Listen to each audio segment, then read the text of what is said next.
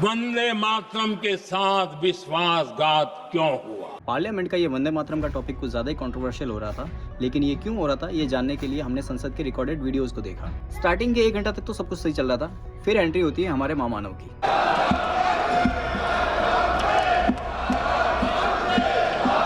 अभी ये एंट्री देख के ही पता चलता है कि ये लोग पहले से मन बनाकर आए थे कि हमें इस चीज़ का मुद्दा बनाना है। खैर, इसके थोड़ी देर बाद में स्पीकर महोदय ने भी कह दिया कि हम वंदे मातरम गीत की 150 साल की यात्रा का स्मरण करेंगे। अब स्मरण मतलब ठीक है, थोड़ा कुछ बोल लेंगे। और फिर शुरू होता है प्रधानमंत्री का भाषण के स्टार्टिंग में 40 मिनट तक तो सब कुछ ठीक चल रहा था। इस 40 मिनट में उन्होंने बताया कि कैसे राष्ट्रीय गीत ने हमें एक सूत्र में बांधे रखा। फिर लगभग 40 मिनट बाद महामानव ने कुछ ये बोला, वंदे मातरम के साथ विश्वासघात क्यों हुआ?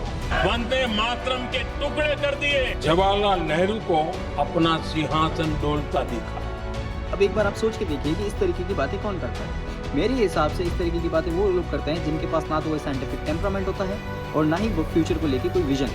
8 मिनट तक नेहरू जी की बुराई करने के बाद फिर से राष्ट्रीय गीत का गुणगान कर लिया और देश के सैनिकों का नाम लेके फिर से बात को रफा दफा कर लिया। और ये सब कहने के बाद उन्होंने अपना स्थान ग्रहण कर लिया। एंड आई वाज लाइक, भाई ये क्या, ये पार्लियामेंट है।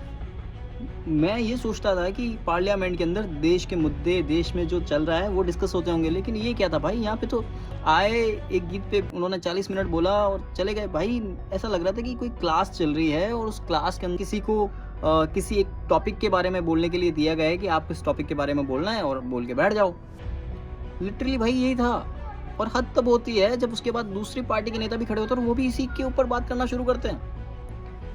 भाई पार्लियामेंट वो जगह होती है जहाँ पे देश के आर्थिक मुद्दे डिस्कस किए जाते हैं। और किसी ने कहा भी होगा ना कि सर फ्यूचर के लिए बात कर लेते हैं, तो नेता लाइक फ्यूचर क्या होता है? फ्यूचर कोई क्लास होती है क्या? फ्यूचर की कोई सब्जेक्ट देखा फ्यूचर के नाम का? इतिहास सब्जेक्ट होता है, इतिहास जो पढ़ना चाहिए।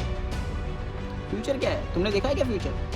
नहीं ना, फ्यूचर होता ही नहीं। बट सीरियस इशू ये है कि फ्यूचर होता है और फ्यूचर के लिए बात करनी चाहिए। दूसरे देश हमसे आगे क्यों है? क्योंकि वो फ्यूचर के लिए बात करते हैं। वो देखते हैं कि देश में क्या प्रॉब्लम्स चल रही हैं, उनको सॉल्व कैसे किया जाए, कैसे अच्छा इंफ्रास्ट्रक्चर प्रोवाइड करवाया जाए, कैसे अपने देश के नागरिकों को अच्छी एजुकेशन प्रोवाइड करवाई जाए। लेकिन नहीं, हम बात करेंगे आज से 100-150 साल पहले की कि हाँ उसने ये कहा था, उसने ये किया था और उसी की प्रॉब्लम है जो आज चल रही है।